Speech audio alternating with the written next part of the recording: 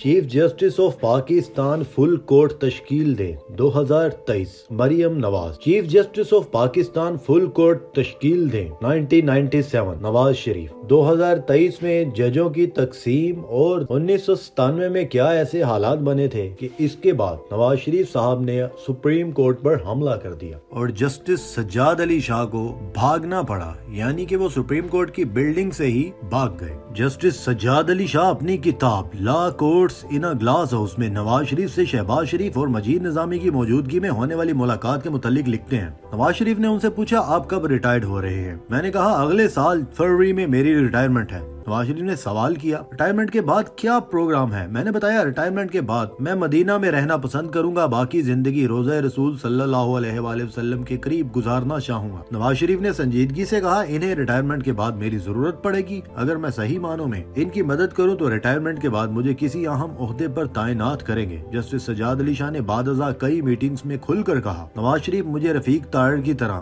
صدر بنانے کی آفر کر رہے تھے، مگر ملاقاتوں کا یہ سلسلہ ٹوٹا تو تلخیوں میں اضافہ ہوتا چلا گیا۔ عام انتخابات کے بعد پہلی ملاقات پر خوشی کا اظہار کرتے ہوئے جسٹس سجاد علی شاہ نے کہا کہ نواز شریف نے عدلیہ کو عزت دی ہے، مگر وقت گزرا اختیارات کی جنگ میں تعلقات بگڑتے چلے گئے۔ نواز شریف اور جسٹس سجاد علی شاہ کے مابین ججز کی سپریم کورٹ میں تعیناتی کے اوپر تنازع کھڑا ہو چکا تھا، اور اس میں بھی جناب نواز شریف، لیفٹیننٹ جنرل نسیم رانا، جنرل جہانگیر کرامت، DGI اور صدر لغاری اور جسٹس سجاد علی شاہ ان کے درمیان ایک میٹنگ رکھوائی گئی تاکہ معاملات کو بہتر کیا جائے۔ یہ ملاقات نتیجہ خیز ثابت نہ ہو سکی۔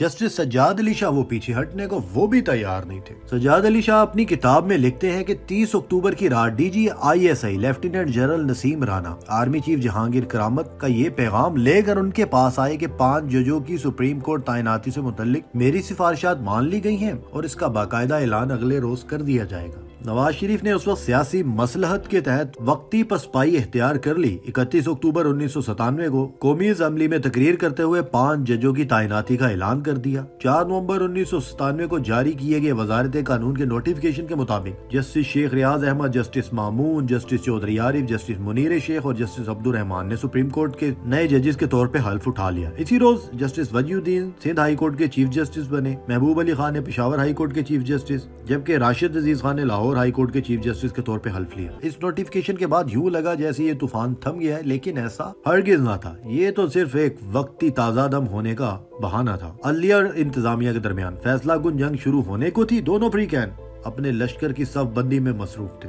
وقت گزرا، انتظامیہ اور عدالتوں کے درمیان آپسی اختلافات، فیصلوں کے اوپر سیاسی زبان درازی اور اس طرح کے معاملات سامنے آنے لگے۔ نواز شریف کے بنائے کچھ قانون جسٹس سجاد علی شاہ نے ان کے کیسز سننا شروع کر دیے، کچھ مزید آتے گئے۔ اس دوران بہت زیادہ کیسز آنے کا سلسلہ شروع ہو گیا۔ سجاد علی شاہ کو عدلیہ کی صفوں میں بغاوت کا اندیشہ تھا اور وہ عدم تحفظ کا شکار تھے، اس لیے انہوں نے تمام ججز کو اسلام آباد پرنسپل سیٹ پر تعینات کرنے کی بجائے روسٹم تبدیل کر کے دور دراز شہروں میں بھیج دیا۔ جسٹس جمیل، جسٹس اجمل میاں، جسٹس شیخ اعجاز، جسٹس ریاض احمد کو کراچی رجسٹری بھیج دیا گیا، جسٹس راجہ افراز صاحب کو لاہور، جسٹس سعید السمان صدیقی، جسٹس مامون قاضی اور جسٹس منیر شیخ کو پشاور رجسٹری بھیج دیا گیا، جبکہ جسٹس ارشاد حسین، جسٹس خلیل الرحمان خان صاحب اور جسٹس ناصر اسلم زاہد کو سپریم کورٹ کے کوئٹہ بینچ پر تعینات کر دیا گیا۔ چیف جسٹس سجاد علی شاہ نے وزیر اعظم نواز شریف کے خلاف روایتی ہتھیار جمع کر رکھے تھے۔ سپریم کورٹ کے ایڈیشنل سیکرٹری اکرم چودھری کی طرف سے وزیر اعظم کے خلاف توہین عدالت کی درخواست دائر کر دی گئی۔ یہ وہی اکرم چودھری ہیں جو پاناما کیس بعد میں نواز شریف کے لیے لڑتے رہے۔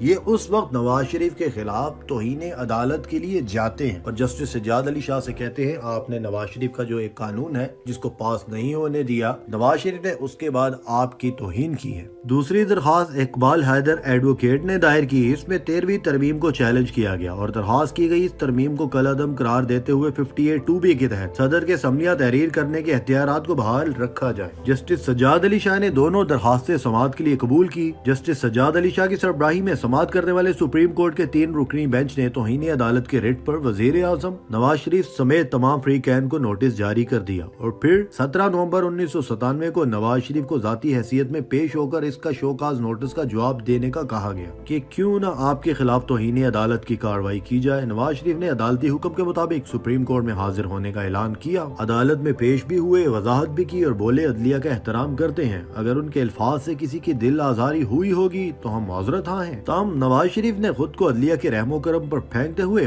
غیر مشروط معافی اس ٹائم تو مانگ لی، مگر جس ٹائم وہ یہ پیشی عدالت میں بھگت رہے تھے اسی دن امریکی وزیر خارجہ میڈم البرائٹ کی وزیر اعظم نواز شریف سے ملاقات بھی تھی، اور وہ پاکستان میں وزیر اعظم کے وکیل احسن ظفر نے عدالت سے استدعا کی کہ موکل کیونکہ وزیر اعظم ہے انہیں استثنا دیا جائے، لیکن ان کو وہ استثنا بھی نہیں دیا گیا تھا، اور مکمل ریکارڈ فراہم نہ کرنے پر سیکرٹری قومی اسمبلی کو توہین عدالت کا نوٹس جاری کر دیا۔ نواز شریف 17، 18 اور 19 نومبر کو عدالت میں پیش ہوتے رہے، فرد جرم عائد کرنے کے بعد ان کو حاضری سے استثنا دے دیا گیا۔ اس دوران دو اہم واقعات پیش آئے۔ جسٹس سجاد علی شاہ کی بطور chief justice out of turn تعیناتی کو سپریم کورٹ کوئٹہ رجسٹری میں چیلنج کر دیا گیا، یعنی کہ جسٹس سجاد علی شاہ کی تعیناتی پہ ہی سوال اٹھا دیا گیا۔ جسٹس ناصر اسلم زاہد اور جسٹس خلیل الرحمان پر مشتمل 2 رکنی بینچ نے اس معاملے کو چیف جسٹس کی طرف ریفر کرتے ہوئے سفارش کی، کیونکہ پیٹیشن میں بہت اہم نقطہ اٹھایا گیا ہے، اس لیے سپریم کورٹ کے تمام ججز پر مشتمل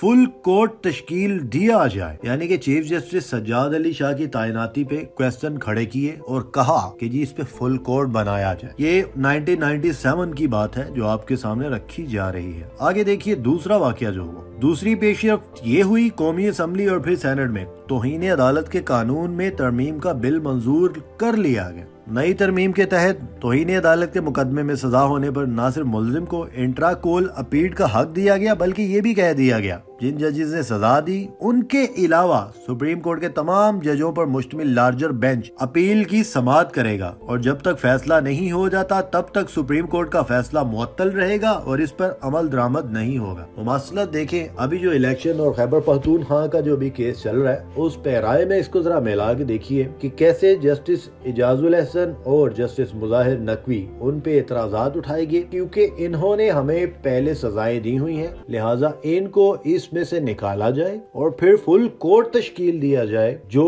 اس حوالے سے فیصلہ کر سکے۔ اس ٹائم بھی یہی کیا گیا تھا کہ قومی اسمبلی میں قانون پاس کیا گیا کہ اگر کوئی توہین عدالت کر دیتا ہے نو پرابلم، اب وہ اپیل کر سکتا ہے، اور ساتھ ہی ساتھ اس کو کہ اپیل جو جائے گی وہ اس جج کے پاس نہیں جائے گی جس کی توہین عدالت ہوئی ہو، فل کورٹ تشکیل دے دیا جائے۔ یعنی کہ اب نواز شریف کو اگر توہین عدالت کی سزا ہو جاتی، اگر جسٹس سجاد علی شاہ ان پہ توہین عدالت لگا کے ان کو ہٹا دیتے عہدے سے، تو نواز شریف نے پہلی قانون سازی کر لی تھی کہ اگر مجھے ہٹا دیا گیا تو میرے پاس اب قانون میں اپیل کا حق آ گیا، اور وہ کون سنے گا؟ وہ فل لارجر بینچ سنا کرے گا، لیکن اس میں وہ جج نہیں ہوں گے جو سزا دے دیں گے۔ اب یہ قانون میں تو رد و بدل ہو رہا تھا، سب اپنے حساب سے کر رہے تھے۔ وزیر اعظم نواز شریف اور چیف جسٹس سجاد علی شاہ کی لڑائی کے باعث اسلام آباد میں ہنگامہ خیزی کی کیفیت تھی۔ جسٹس سجاد علی شاہ کی صدر لغاری سے ملاقات اور صلاح مشورے وغیرہ ہونا شروع ہو گئے۔ صدر لغاری توہین عدالت کے بل پر دستخط کرنے سے گریز کر رہے تھے۔ نواز شریف نے کہا صدر بل پر دستخط کر دیں، غیر یقینی کی صورتحال ختم ہو جائے گی۔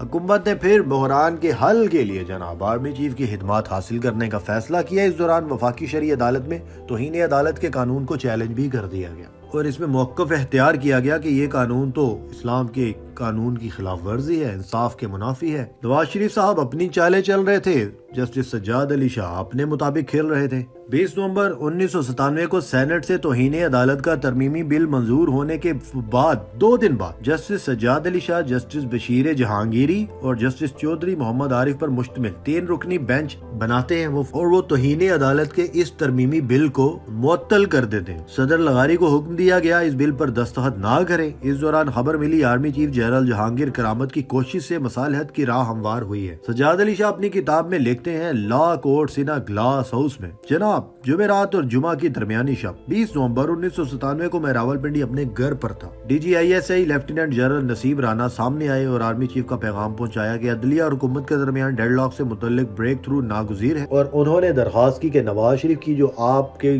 عدالت میں توہین عدالت کا مقدمہ آیا ہوا ہے اس کو 15 دن تک معطل کر دیں یا ملتوی کر دیں، تاکہ آرمی چیف اس حوالے سے وسیع تر مفاد میں اس کے مسئلے کا حل تلاش کر سکے۔